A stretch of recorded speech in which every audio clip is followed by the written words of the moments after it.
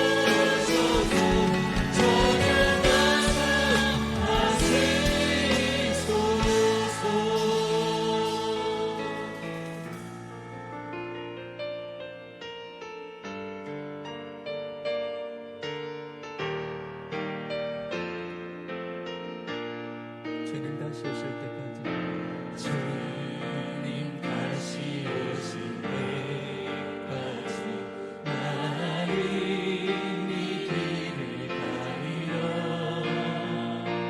좁은 길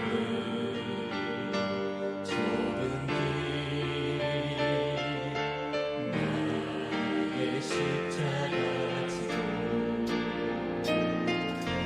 나의 가늘은 길에서 나는 주님을 보리라. 영광 있는 주님, 영광을 주님 나를 맞아주시니 주님 다시 오실 때까지 나는 일어나 달려가리라. 주의 영광 온 땅 높을 때 나는 일어나 노래하리. 내 사랑하는 주님 온 세상 구주시여. 내 사랑하는 주님 영광의 자리 다시 오실 때까지 주님 다시 오실 때까지 나는 일어나 달려가리라. 주의 영광 온 땅 덮을 때 나는 일어나 노래하리. 내 사랑하는 주님 온 세상 구주시여. 내 사랑하는 주님 영광의 왕이 내 사랑하는 주님 내 사랑하는 주님 온 세상 구주시여. 내 사랑하는 주님 내 사랑하는 주님 와주시소서. 내 사랑하는 주님 온 세상 구주시여. 내 사랑하는 주님 영광의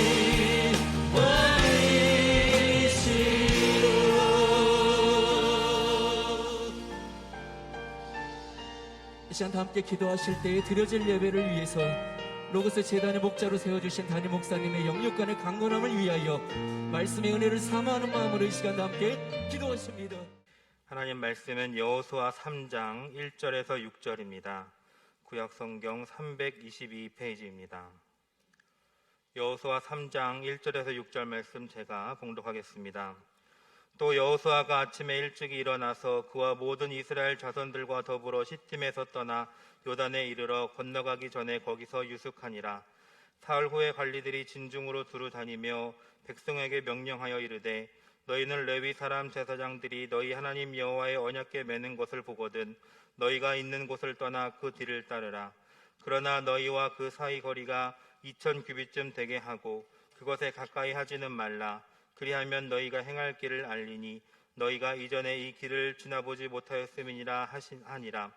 여호수아가 또 백성에게 이르되 너희는 자신을 성결하게 하라. 여호와께서 내일 너희 가운데에 기이한 일들을 행하시리라. 여호수아가 또 제사장들에게 마열하여 이르되 언약궤를 메고 백성의 앞서 건너라 하매 곧 언약궤를 메고 백성의 앞서 나아가니라. 아멘. 자, 오늘은 여호수아서 강의 세 번째 말씀으로 요단강을 건너가야 한다. 요단강을 건너가야 한다 하는 제목으로 함께 은혜를 나누도록 하겠습니다. 자, 옆 사람 인사하세요. 요단강 건너가서 만납시다. 이 말씀을 듣고 불편한 분이 있어요. 이거 곧 죽자는 얘기인가? 그게 아닙니다. 여기 우리는 반드시 이 요단강을 건너가서 만나야 돼요. 자, 요단강이 어디 있는지 먼저 지도를 좀 보여드리도록 하겠어요. 요단강은 저 북쪽에 지금으로 말하면 레바논, 그래서 헬몬산부터 시작해서 가이사랴 그쪽부터 물이 내려와서 갈릴리 호수를 이루고 또 계속해서 내려갑니다. 다 요단강이야. 수가성 지나고 베레아 지나고 그 다음에 사해 바다까지 이렇게 흘러가는 게 요단강입니다. 그래서 전체 길이가 약 130km 정도가 돼요. 북쪽에서 이 사해 끝까지 130km가 되는데 이게 사실은 굉장히 꾸불꾸불해가지고 전체 길이는 그 세 배, 2배 반이 넘는 320km 정도가 됩니다. 근데 이게 꾸불꾸불한 게 문제가 아니라 저 북쪽에서 이 갈릴리 북쪽에서 남쪽 사해 바다까지 높이 이 고의 차이가 거의 190m가 돼요.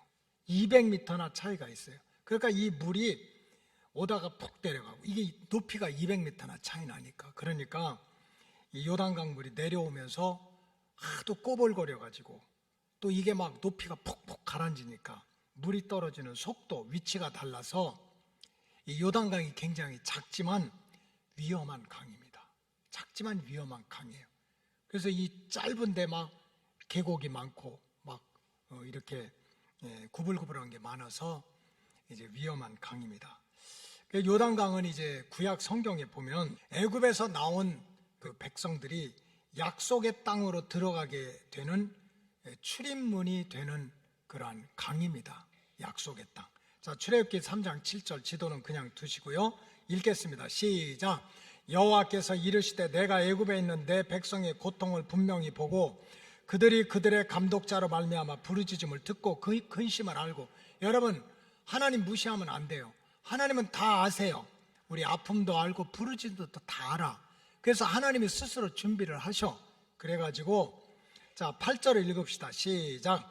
내가 내려가서 그들을 애굽인의 손에서 건져내고 그들을 그 땅에서 인도하여 아름답고 광대한 땅, 젖과 꿀이 흐르는 땅, 곧 가나안 족속, 헷 족속, 아모리 족속, 브리스 족속, 히위 족속, 여부스 족속의 지방에 데려가라 하노라. 자, 지금 하나님의 애굽에서 430년 동안 종살이하는 이스라엘 백성들을 이제 애굽에서 나와. 애굽은 저 밑에야. 나와가지고 쭉 시나이 반도를 거쳐서 데가볼리라고 보이죠? 요단강 동편. 거기는 도시가 많고 아주 화려한 도성이에요. 아까 애굽에서 나왔던 이스라엘 백성들이 그냥 거기서 눌러 앉으려고 하는 거예요. 너무 편하고 화려하니까. 근데 사실은 약속한 땅은 요단강 동편 데가볼리가 아니라 요단강을 건넌 서쪽이에요. 서쪽. 거기 뭐 가버나움, 갈릴리, 가나, 나사렛, 사마리아, 수가, 예루살렘, 베들레헴 있던 곳이 이제 약속의 땅입니다. 그렇기 때문에 애굽에서 나온 백성들, 구원받은 백성들은 오른쪽이 아무리 화려하고 그래도 반드시 요단강을 건너서 서쪽으로 가는 것이 이것이 하나님의 뜻입니다. 그래서 또 요단강은 이 지정학적으로는 이 약속의 땅을 동과 서로 나누는 경계선이 되지만 실제로 이 성경의 역사를 보면 단순히 요단강 동쪽 데가볼리, 베레아 막 이렇게 막 물도 많고 풀도 많고 살기가 좋고 그 다음에 서쪽은 이제 거친 광야가 많고 이렇게 지정학적으로만 나눠진 것이 아니라 이 성경에 보면 이 요단강은 주는 영적인 의미가 있습니다. 이 요단강. 그 요단강이 주는 영적인 의미를 보면 첫째로 요단강은 내가 하나님의 신앙을 위해서 서쪽으로 갈 것이냐 아니면은 너무나 세상이 좋고 화려한 세상을 신앙 삼고 살 것이냐는 경계선이야, 경계선. 그래서 아브라함의 조카 롯은 이 경계선에서 갈등하다가 요단강 서쪽 약속의 땅으로 건너가야 되는데 오른쪽에서 그냥 클릭 가서 살게 됐어요. 자, 창세기 13장 10절을 읽어봅시다. 시작. 이에 롯이 눈을 들어 요단 지역을 바라본즉 소알 같이 온 땅에 물이 넉넉하니 여호와께서 소돔과 고모라 성을 멸하시기 전이었으므로 여호와의 동산 같고 애굽 땅과 같았더라. 요단강 동편. 그러니까 소돔과 고모라가 멸망하기 전에 너무 물도 많고 풀도 많고 막 너무나 좋은 땅같이 보였던 거예요. 그 요단 땅이. 그래서 11절 읽겠어요. 시작. 그러므로 롯이 요단 온 지역을 택하고 동으로 옮기니 그들이 서로 떠났다. 나는 아무리 거칠고 힘들고 물이 없고 풀이 없어도 하나님 신앙을 지킬 거야 하고 요단강을 건너서 약속의 땅에서 아브라함은 살았고, 이 롯은 하나님 신앙을 버리고 그냥 동쪽으로 가서 세상을 섬기고 살다가 결국 소돔과 고모라 성이 망할 때 자기가 일생 동안 모아놨던 거 다 불타버리고, 그거 억울하다고 돌아보던 부인은 소금 기둥이 돼서 죽고, 세상의 가정이 망해도 어떻게 아버지가 광야에서 두 딸들과 함께 자다가 술을 먹고 자식을 낳아가지고 모압과 암몬이 평생 하나님을 대적하다 멸망하는 그런 멸망자가 됐습니다. 그래서 참 성도는 이 경계선에서 나 하나님을 믿을까 세상을 믿을까 경계선에서 왔다 갔다 하지 말고 요단강을 건너서 하나님이 약속하신 땅으로 들어가야 될 줄로 믿습니다. 그리고 이 요단강은 죽을 병에 걸렸던 자가 고침을 받는 생명의 강이고 또 치료의 강입니다. 우리가 잘 아는 아람의 군대 장관 나아만은 결국 요단강에 들어가 가지고 죽을 병에서 살아난 거예요. 자, 열왕기하 5장 9절 시작. 자, 10절 시작. 엘리사가 사자를 그에게 보내어 이르되 너는 가서 요단강에 몸을 7번 씻으라. 내 살이 회복되어 깨끗하게 되리라. 아까 요단강은 하나님이 약속한 땅으로 들어가는 출입문일 뿐만 아니라 요단강은 내 육체의 아픔, 육체의 병도 고쳐주는 은혜의 강이야. 은혜의 강. 아까 우리가 요단강에 그냥 주변에서 왔다 갔다 하지 말고 요단 강물에 우리 몸과 영혼이 어떻게 해야 돼요? 풍덩 들어가야 돼. 풍덩 들어가야 돼. 그 다음에 셋째로 신약 성경에 보면 요단강은 죄사함을 받게 하는 은혜의 강이었어요. 세례 요한 때 많은 사람이 죄 졌는데 무슨 벌을 받고 감옥에 갔다 오고 죄값을 치러서가 아니라 요단강에 들어가서 세례를 받으면서 죄사함을 받는 은혜의 길을 찾게 됐어요. 마가복음서 1장 4절 시작. 세례 요한이 광야에 이르러 죄사함을 받게 하는 회개의 세례를 전파하니 5절. 온 유대 지방과 예루살렘 사람이 다 나아가 자기 죄를 자복하고 요단강에서 그에게 세례를 받았다. 아까 요단강은 한마디로 얘기하면 하나님의 백성들, 구원받은 백성들이 육신의 복을 받기 위해서 구원받고 병을 고치고 축복받기 위해서 들어가게 되는 출입문이야. 그러니까 주의 백성은 반드시 요단강을 건너가야 돼. 건너가야 돼. 그리고 또 신약에 이렇게 죄사함을 받는 역사를 보면 요단강은 우리 육신이 구원받아서 축복의 땅으로 들어가는 출입문이 될 뿐만 아니라 우리 육체는 뭐 살면 얼마나 살겠어요. 결국 죽어. 씩씩해도 죽고 용감해도 죽어.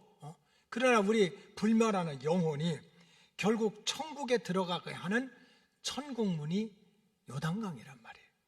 그렇기 때문에 참 성도는 반드시 우리가 사는 동안 육신이 복을 받는 약속의 땅에 들어가기 위해서 우리는 언젠가 이 땅을 떠나는데 하나님이 약속하신 그 천국에 우리 영혼이 들어가기 위해서 요단강을 반드시 건너가는 은혜를 받아야 되는 거예요.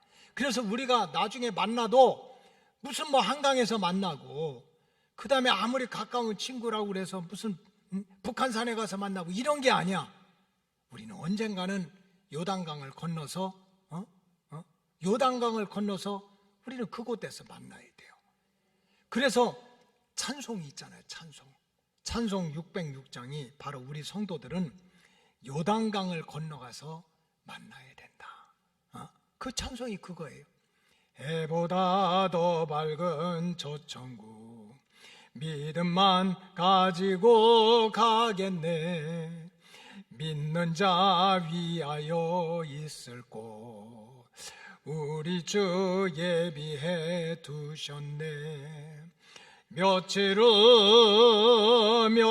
후 요단강 건너가 만나리. 제가 한번 시골에서 목회할 때 이게 너무 은혜스러운 거예요. 예수님이 우리를 위해서 요단강 건너가서 그렇게 천국의 땅을 만들어냈대. 거기가 약속의 땅이고, 거기가 죄사함의 땅이고, 거기가 축복의 땅이고, 거기가 영생의 땅이니까 우리는 요단강을 건너가서 다시 만나야 된다.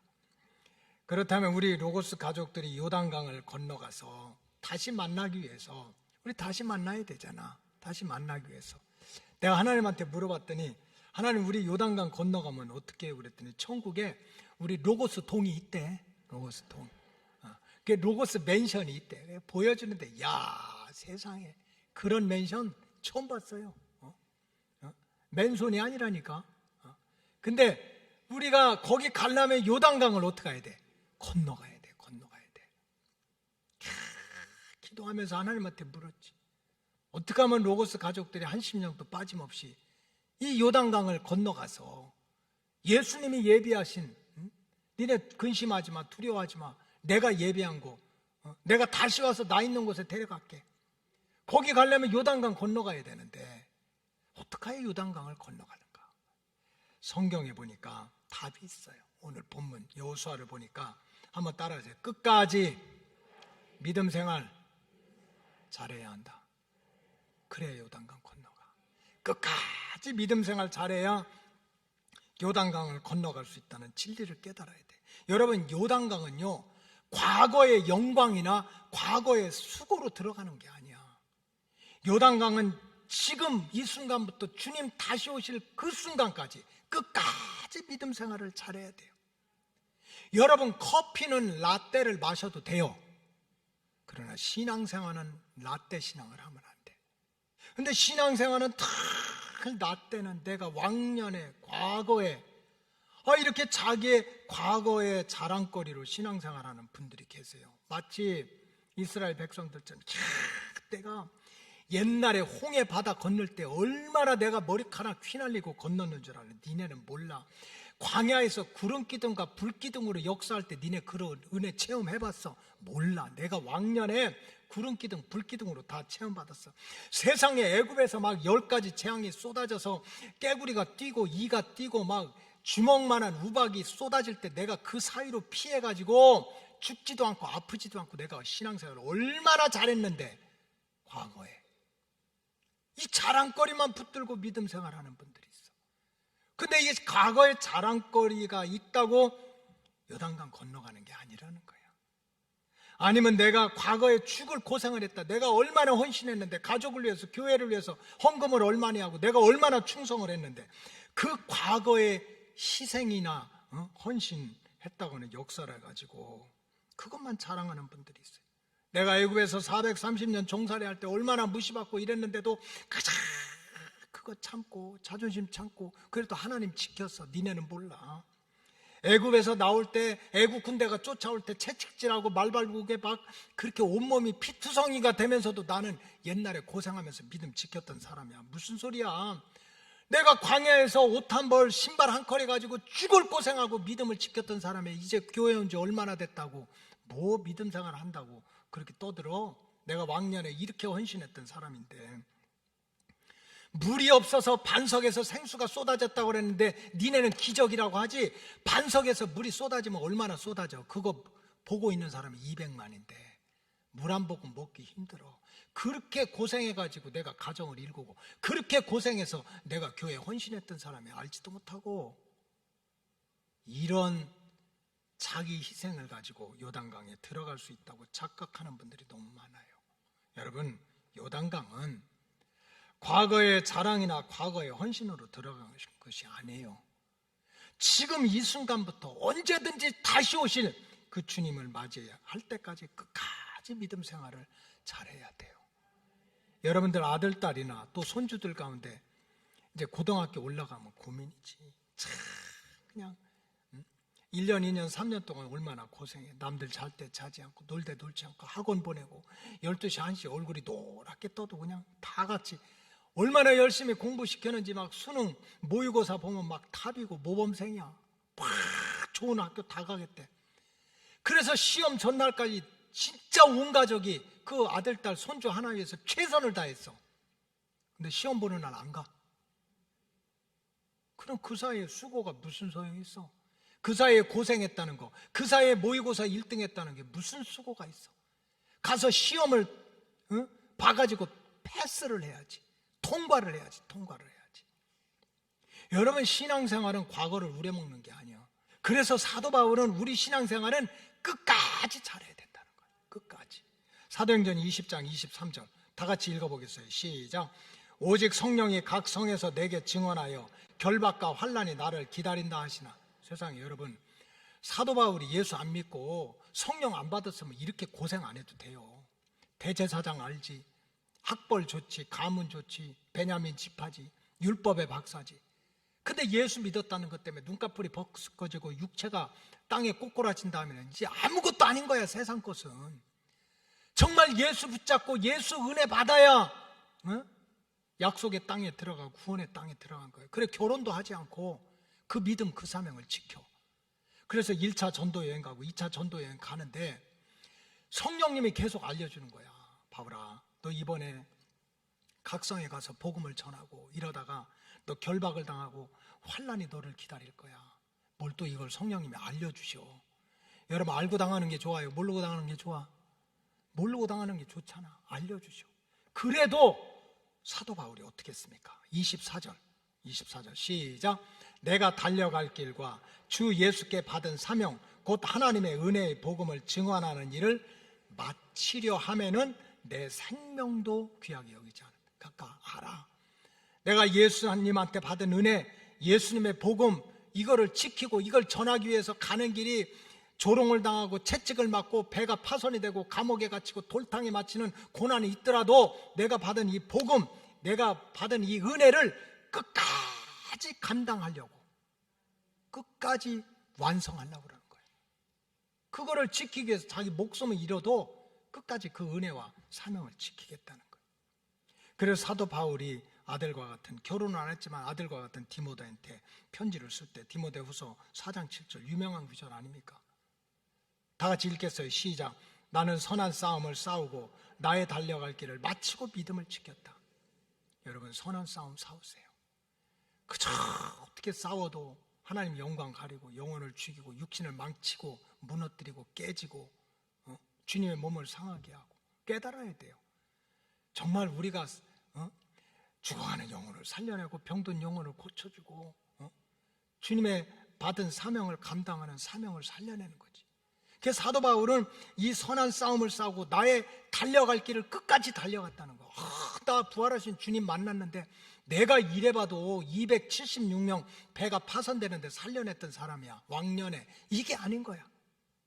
받은 은혜, 그 사명을 끝까지 감당하려고 달려갔다. 그래, 믿음을 지켰다.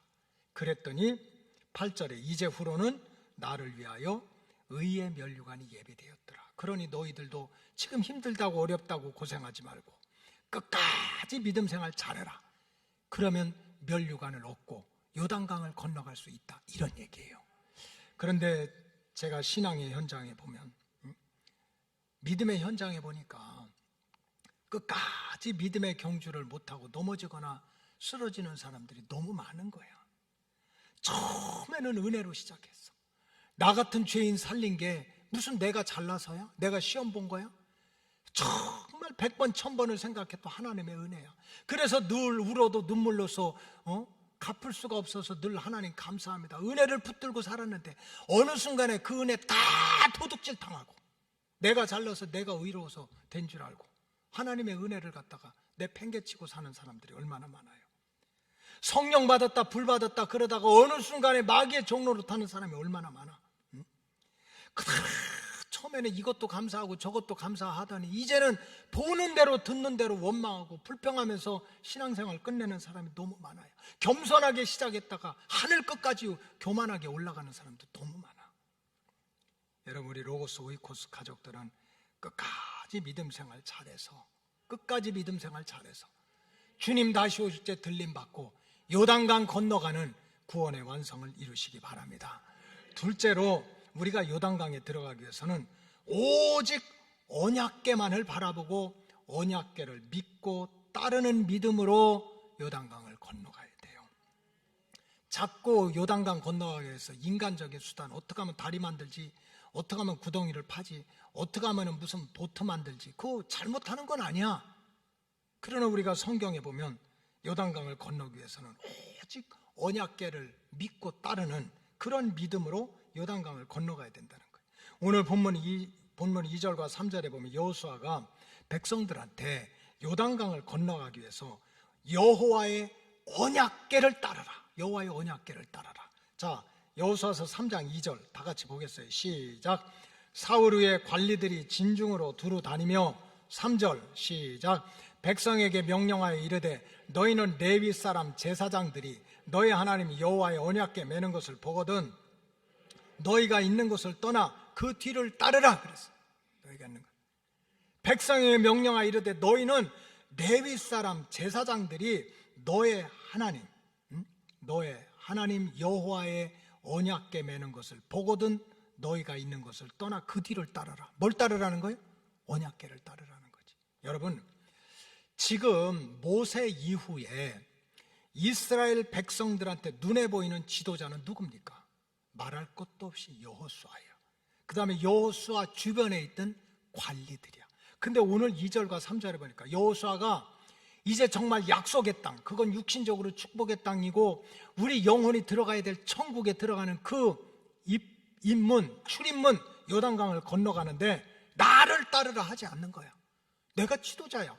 세상적으로 더 배웠을 수도 있고 더 힘이 있을 수도 있고 더 리더십이 있어. 근데 나를 따르라는 게 아니야. 레위 사람 몇 사람이 기껏해야 한 4명이야. 레위 사람 몇 사람이 어깨에 들러맨 그 언약궤를 따르라는 거예요. 언약궤를 따라가라. 요단강 건너가기 위해서. 그러면 여호수아의 아버지, 믿음의 아버지고 멘토고 스승자고 그래도 스승이었던 모세는 어떻습니까? 모세가 애굽에서 나와서 시내에서 광야 생활 40년 하는 동안 참 모세가 얼마나 많은 체험을 했어요. 막 바로 왕하고 맞짱 떴잖아요. 나이 80이 넘은 노인네가 바로 왕한테 가서 내 백성 가게 하라고 막 지팽이를 던지니까 뱀이 되고 막 잡으니까 또 막 지팽이가 되고 이런 기적 행하는 자가 어디가 있어? 세상에 농사 하나도 안 졌는데 200만을 만나와 메추라기로 다 기도해서 먹였던 사람이 모세야. 그런데 그리고 또 이제 모세가 백성을 이끌어가는 게 힘드니까 하나님이 장인 이들을 통해 가지고 너 혼자 고생하지 마라. 50부장, 100부장, 1000부장 세워가지고 백성들의 관리를 세워라. 그러니 모세 주변에는 50부장, 100부장 막 얼마나 당당한 사람들이 있습니까? 그런데도 모세가 시내산에서 적과 꿀이 흐르는 가나안 땅으로 가는데 행진을 하기 위해서는, 움직이기 위해서는 반드시 언약궤를 따라가라고 그러는 거야. 제사장들이 맨 언약궤를 앞세워서 따라가라는 거야.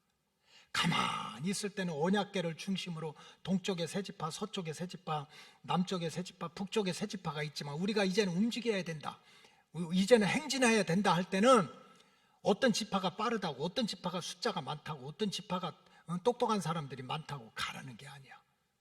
제사장들이 언약궤를 매면 그 언약궤를 따라가라는 거예요. 민수기 10장 33절 다 같이 읽겠어요. 시작. 그들이 여호와의 산에서 떠나 3일 길을 갈 때에 여호와의 언약궤가 그 3일 길에 앞서갔어요, 뒤서갔어요? 앞서갔어. 언약궤가 앞에요, 뒤에요? 앞에야. 그게 3일 동안 머물다가 떠나는데 무슨 지파 중에 숫자가 적다고, 뭐 숫자가 많다고, 달리기 잘하는 지파가 있다고 아니야. 3일간 머물다 떠날 때는 또 언약궤를 앞서가면 거기를 따라가라는 거예요. 여러분, 우리가 신앙생활 오래 해도요, 이 진리 모르면 반드시 실패합니다.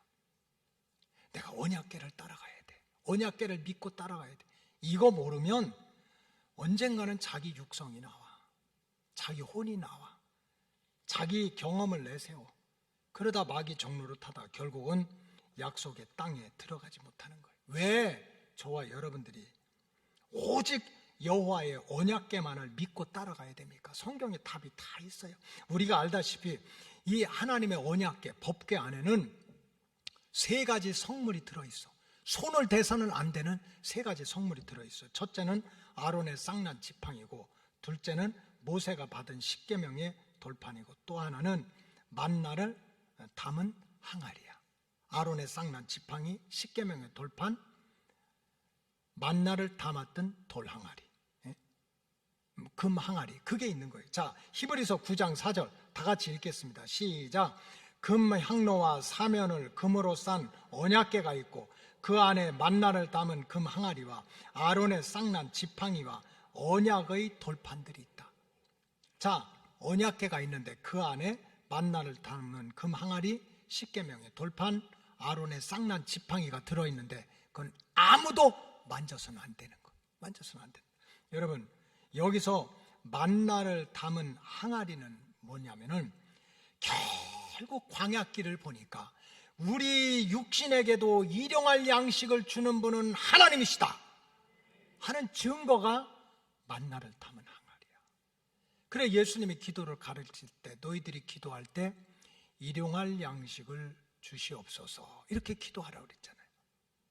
그래서 만나를 담은 항아리는 무슨 이게 백자 청자가 아니에요. 항아리가 문제가 아니야. 우리 육신의 양식도 누가 주신다? 하나님이 주신다는 거예요. 광야길을 가더라도 하나님이 주신다는 거예요. 그 믿음이 있어야 된다. 언약의 돌파는 뭡니까? 우리 육신만 있는 게 아니라 영이 있잖아요. 우리 육신 그까짓 거 몇 년, 100년도 못 살고 살다 죽으면 흙이고 젠데, 땅 속에 들어가도 썩지 않고 풀 속에 들어가도 타지 않는 이 영혼을 살리는 영혼의 양식도 누가 준다는 거예요? 하나님이 주신다는 거예요. 그게 십계명의 돌판이에요. 아론의 쌍난 지팡이는 모세처럼 훌륭하고 천부장 백부장처럼 훌륭하고 여호수아가 있고 관리가 있지만 적어도 자기 백성들을 약속의 땅으로 인도하기 위해서 시대마다 장소마다 하나님이 자기 종을 세운다는 거예요. 자기 목자를 세워가지고 자기 백성을 인도한다는 그런 증거예요. 이것이 언약궤예요. 이 진리를 바로 알고 믿고 따르지 않으면 요단강을 건널 수가 없는 거예요. 그래서 우리 로고스 오이코스 가족들은 주님 가까이 오시는 종말의 때에 이 언약궤 신앙을 바로 갖고 하나님 중심, 또 말씀 중심, 목자 중심의 신앙으로 요단강을 건너가시기를 주의 이름으로 축복합니다. 또 셋째로 참성도는 언약궤와, 그렇게 중요한 언약궤와 2000규빗의 거리를 두고 따라가야 된다 하는 이 영적 진리를 바로 깨달아야 요단강을 건너갈 수가 있어요. 여러분 보세요. 이 언약궤가 얼마나 귀해. 여기 영혼의 양식이 있고 육신의 양식이 있고, 정말 홍해길을 가든 시내를 가든 뭐 여리고성을 가든 나를 적과 꿀이 흐르는, 하나님은 창조시대는 말씀으로 말씀으로 한마디로 빛이 있으라면 빛이 있고 하늘에 나는 새가 있으면 새가 있지만, 창조 후에는 시대마다 때마다 하나님이 자기 종을 세워서 제사장을 세우고 선지자를 세워서 인도하니까 이게 얼마나 중요한 거야. 영의 양식도 하나님이 있고 육의 양식도 하나님께 있고, 또 자기 양떼를 위해서 목자를 세우는 이 언약궤가 얼마나 중요해. 그러니까 이 언약궤가 중요하니까 바짝 달라붙어야 될 거 아니야. 이 언약궤를 내가 잘 지키고 보호해야 될 거 아니야. 그런데 오늘 본문 4절에 보니까 여호수아는 백성들한테 그렇게 중요한 언약궤와 거리를 두라는 거야. 그것도 얼마나? 2000규빗이나 거리를 두라는 거예요. 자, 여호수아서 3장 4절 다 같이 읽겠습니다. 시작. 그러나 너희와 그 사이의 거리가 2000규빗쯤 되게 하고 그것에 가까이 하지는 말라. 그리하면 너희가 행할 길을 알리리니 너희가 이전에 이 길을 지나보지 못하였음이니라 하니라. 언약궤가 얼마나 중요해. 거기에 우리 육신을 살리는 것도 하나님이야, 영혼을 살리는 것도 하나님이야, 우리를 인도하시는 목자를 하나님이 우리에게 세워주셔서 이렇게 중요한 언약궤인데도, 그럼 내가 그거 끌어안고 살아야 될 거 아니야. 붙들고 살아야 될 거 아니야. 근데 2000규빗이나 떨어지라는 거야. 여러분 2000규빗이 얼마냐면은 1규빗이 53에서 55cm예요. 아까 2090이시면 최소 1km야, 1km. 1000m야. 그러니까 판판한 광야에서도 제사장 4명이 언약궤 들고 있으면 1km밖에 보여도 희미하게 보이는 거야. 잘 안 보이는 거야. 혹시 이렇게 모퉁이라도 돌아가면 안 보여. 언약궤가 그렇게 중요하면 바짝 달라붙어가지고 언약궤 그냥 넘어질까봐 쓰러질까봐 막 붙들고 보호해야 되는데 그렇게 하지 말라는 거야. 1,000m나 떨어져서 따라오라는 거예요. 거리를 들고. 여호수아는 왜 그렇게 눈에 보이지도 않은 분 떨어져가지고 따라오라고 그렇게 명령을 하고 있었을까? 그 영국의 가장 유명한 성경학자인 매튜 헨리는 여호수아가 법궤를, 그렇게 중요한 법궤를 2000규빗을 떨어지라고 하는 이유를 그 주석책에 자세하게 설명을 했어요. 그 첫째는 법궤는 하나님의 임재의 상징이라는 거예요. 구약시대 보면 거룩하신 하나님 앞에 우리가 가면 누가 죽어요? 우리가 죽는 거야. 너무 죄인이라. 그러니까 거룩하신 하나님의 임재를 함부로 여기지 말라는 거예요. 함부로 여기지 말라. 응? 하나님은 내 친구야. 뭐 난리. 그래도 하나님을 두려워하는 그런 믿음을, 경외심을 가더라는 거예요. 이 법궤는 하나님의 임재의 상징인데 그냥 뭐 내가 함부로 막 그게 아니라는 거예요. 하나님에 대한 경외심을 갖기 위해서. 두 번째로 매튜 헨리 목사님은 하나님의 언약궤는 하나님의 능력과 권세로 스스로 지켜가신다. 그래 하나님 뭐라고 했어요? 나는 스스로 있는 자라고 그랬어요. 그러니까 무슨 인간이 수고하고 노력하고 막 이래가지고 하나님의 언약궤를 지킬 수 있다고 생각하는 것은 심각한 불신앙이라는 거예요. 심각한 불신앙. 하나님의 언약궤는 스스로 계신 하나님이 권세와 능력을 가지고 지켜가시는 거예요. 여러분 지금 이렇게 눈 동그랗게 뜨고 저만 바라보지 마시고 한번 생각을 해보시오. 지금부터 참 뭐 2000년, 한 3500년 전에 이렇게 이제 그 막 100만이 넘는 사람들이 이렇게 있는데 제사장 4명이 언약궤 이제 양쪽에 하나씩 들쳐매고 요단강에 들어가. 근데 그 요단강이 보통 강이야? 높이가 저 꼭대기에서 밑에까지 200m가 차이고 언제 푹 가라앉히고 이게 꼬불꼬불해. 물살이 언제 빠지고 언제 꺾어질지 몰라. 그런데 이 제사장들 4명이 그거 하나님의 언약궤를 들고 생전 가보지도 않은 요단강을 건너간다고 하면 걱정이 되겠어 안 되겠어? 인간적으로 돼요 안 돼요? 돼요 안 돼? 되잖아. 이거 제사장들이 이거 또 언약궤 가다가 놓치면 어떡하지? 삐뚤게 하다가 흔들리면 어떡하지? 강물에 휩쓸려 가면 어떡하지? 또 갑자기 이방 족속들이 나와가지고 옛날에 막 법궤도 뺏기고 그랬잖아요. 법궤 뺏기면 어떡하지? 그래서 내가 가서 붙들어줘야지. 내가 가서 도와줘야지. 아니면 군대를 가서 법궤를 잘 지켜야지라고 생각할 수 있겠어요? 없겠어요? 없어요? 눈치가 너무 빠른 것 같아. 그런 좋은 생각 할 수 있어요? 없어요? 근데 하나님 그건 불신앙이라는 거야.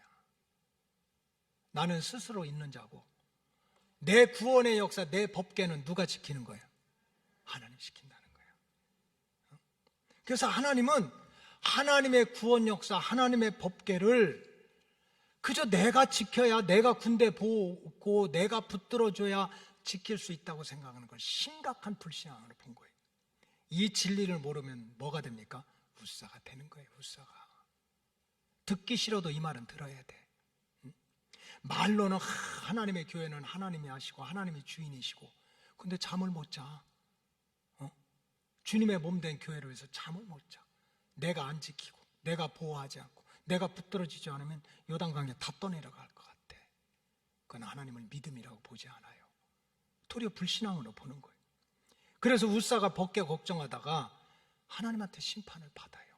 사무엘하 6장 6절 다 같이 읽겠습니다. 시작. 그들이 낙원의 타적 마당에 이르러서는 소들이 띠므로 웃사가 손을 들어 하나님의 길을 붙들었더니 잘했지. 언약궤가 이게 하나님의 임재고 이게 막 항아리가 들어있고 돌판이 들어있고 그 아론의 쌍난 지팡이가 들어있는데 이게 하나님의 구원의 상징인데 이게 떨어지면 어떻게 그럴까? 내가 붙잡아야지. 너무 잘한 일이야. 그런데 7절 보니까 시작. 여호와 하나님이 웃사가 잘못함으로 말미암아 진노하사 그를 그곳에서 치시니 그가 거기 하나님의 궤 곁에서 죽었다. 그래서 이 매튜 헨리 목사님은 진짜 믿음이 있으면 법궤를 멀리 해야 된다는 거예요. 경외롭고 봐야지. 하나님의 구원 계획을, 하나님의 구원 역사를 뭐 내가 고치고 내가 붙들고 이래야 될 줄 아는 건 불신앙이라는 거예요. 셋째로 매튜 헨리 목사님은 왜 여호수아가 2000규빗 1km나 떨어지라고 그러냐면 육신의 눈으로 보고 보는 대로 판단하고 비판하지 못하도록 그 원어 주석에 보니까 경거망동하지 못하도록 인간이 경거망동하지 못하도록 2000규빗이 떨어지게 했다. 그리고 설명해. 인간은 영적인 존재이기도 하지만 혼적인 존재야. 그래서 자기가 알고 느끼고 주장하고 판단하는 죄성도 있고 혼의 성격이 있는 거야. 우리가 혼이 있잖아요. 지정이가 있잖아. 그래서 적어도 그냥 세상 일을 볼 때 다 달라. 아는 게 다르고 느끼는 게 다르고 똑같이 공부해도 다 다르잖아요. 똑같은 일을 겪어도 느낌이 다 다르잖아. 그래서 인간은 혼적인 존재이기 때문에 자기가 보는 대로 느끼는 대로 막 판단할 수 있지만 적어도 하나님의 구원 역사에 대해서는 절대로 인간이 육성을 가지고 작용하지 못하도록 멀리 떨어지라는 거예요. 적어도 하나님의 구원 역사, 하나님의 법궤, 말씀에 대해서는 내 인간이 보는 대로 느끼는 대로 아는 대로 판단하고 비판하지 못하도록 2000규빗을 떨어지게 했다는 뜻입니다. 여러분, 이 시대는 인간의 육성이요, 죄성, 또 혼의 생각 이런 것들이 아주 하나님의 말씀의 이 뚜껑을 두렵게 여기지 않고 완전히 뚜껑을 여는 게 아니라 발기발기 찢는 시대예요. 아주 예수님의 구원의 역사까지도 자기 사상으로 자기 혼으로 만신창이를 만드는 거예요. 지난 금요 기도회 때 말씀드렸지만 이단인 통일교는 뭐라고 그래요? 예수님 실패자래. 내가 말씀을 읽어보니까 말씀을 보니까 생육하고 번성하라고 그랬는데 장가도 못 가고 로마 군대에 죽었으니까 예수님은 실패자라는 거야. 하나님의 말씀을 두렵고 하나님의 말씀은 믿음의 대상이지 내가 뚜껑 열어서 마음대로 보고서 이렇다 저렇다 하는 게 아니야. 그런가 하면은 또 막 그렇게 좀 막 정치하고 혁명하고 이런 사람들은요, 예수는 혁명가래. 그래, 진짜 예수 잘 믿으면 총을 들어야 된다는 거야. 그래, 라틴 아메리카 신부 같은 해방신앙 뭐 이런 거 해가지고 예수님은 막 로마 세력하고 싸웠으니까 자기 생각이야, 자기 생각. 그래서 하나님의 말씀을 난도질하는 거야. 뚜껑을 열어놓고 마음대로 얘기하는 거야. 그 다음에 이제 요한계시록 보면 마지막 시대 가장 위험한 것은 종교 혼합주의예요. 정치가 하나 되고 나라가 하나 되고 언어가 하나 되고 화폐가 하나 돼가지고 전 세계 정부를 세워서 왕을 하나 만들어서 하나님 대신 통치하자는 거야. 그러니까 다 종교도 통합하자는 거야. 왜 그래요? 뚜껑 열어서 그래. 가까이 가서 이 말씀이 뭔지 그냥 내가 본 대로 느낀 대로 판단하고 정죄해도 되는 줄 아는 거예요. 내가 가까이 가서 뚜껑 열고 내가 본 대로 느낀 대로 판단하면 절대로 요단강에 건너갈 수 없다는 것을 알고 적어도 하나님의 구원 계획은 여러분, 약속의 말씀은 의논의 대상, 회의의 대상이 아니라 약속의 대상은 약속의 말씀은 믿음으로 요단강을 건너가는 거예요. 믿음으로 건너가는 거예요. 여러분, 하나님의 구원 역사, 하나님의 구원 계획, 하나님의 약속의 말씀은 내가 믿고 순종해야 요단강 건너가는 거예요. 내가 가까이 가서 뚜껑 열고 그저 만지고 투적거리고 옳다고 그르다고 그렇게 해서는 요단강 건너갈 수가 없어요. 마지막으로 참 성도는 자기를 성결하게 하는 믿음으로 요단강을 건너갈 수가 있어요. 오늘 본문 5절에 보면 여호수아가 백성들에게 너희는 자신을 성결하게 하라고 그랬어요. 자신을 성결하게 해라. 자, 여호수아서 3장 5절 다 같이 읽겠어요. 시작. 여호수아가 또 백성에게 이르되 너희는 자신을 성결하게 하라. 여호와께서 내일 너희 가운데 기이한 일들을 행하시리라. 너 한번 너 자신을 성결하게, 너 자신을 회개하고 너 자신을 거룩하게 해봐. 그럼 네가 생각하지도 못했던 기이한 일을 내가 보여줄 거야. 이런 말씀이에요. 여러분, 이 시대는 자기를 돌아보는 시대가 아니에요. 다른 사람들을 어떻게든지 비방하고 꺾고 내리고 누르고, 그것이 바로 성공의 발판이 되고 행복의 발판이 되는 거예요. 그저 헐뜯고 판단하고 정죄하는 것이, 그것이 그냥 무기가 됐어요. 여러분, 구원의 진리는 달라요. 축복의 진리는 그런 게 아니야. 다른 사람 잘못했다고 해서 내가 의로워지는 게 아니야. 다른 사람 막 실패했다고 해서 내가 성공해지는 게 아니라니까. 다른 사람 불행하다고 해서 내가 행복해지는 게 아니에요. 우리가 구원받고 축복받는 것은, 따라서 내 믿음으로, 내 은혜로, 내가 구원받고 축복받는 것은 하나님 앞에서 내 믿음으로, 하나님 앞에 받은 내 은혜로 구원의 길이 열리고 요단강도 건너가는 거예요. 예수님이 3년 동안 사시면서 제자들을 얼마나 사랑하고 불쌍히 여기고 눈물 흘리고 막 긍휼히 여기고, 예수님은 진짜 목자장이잖아. 사랑의 목자. 근데 그렇게 눈물도 많고 기도도 많이 하고 했던 분이 바리새인들은 용서를 못하는 거예요. 3년 동안 그저 앉으면 앉는다, 일어서면 일어난다, 먹으면 먹는다, 안 먹으면 안 먹는다, 어린아이들과 어울리면 어린아이들, 여자들과 어울리면 여자들, 계속 그냥 자기 의를 내세워서 예수님을 비판하고 판단하는 그 무리들을 향해서 예수님 뭐라고 그랬어요? 잘한다고 그랬습니까?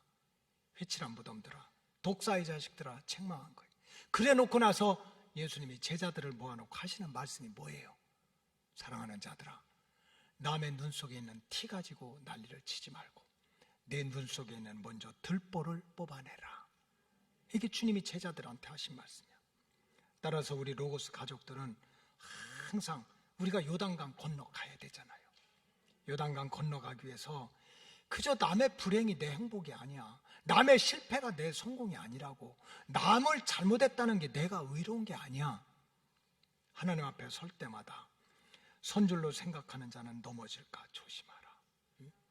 그저 우리가 그렇게 살지는 못해도 먹든지 마시든지 어떻게 하면 하나님이 기뻐할까, 하나님의 영광을 위해서 생각하고, 그저 누구든지 주홍같이 붉은 죄가 있더라도 십자가 앞에서, 보혈 앞에서 진심으로 회개하면 흰눈같이 희게 하리라는 말씀을 믿고, 주님의 십자가 앞에 나와서 자기의 허물과 죄를 발견하고 회개하면서 자기를 성결하게 하는 믿음을 지켜가면, 물론 요단강이 쉽지 않아요.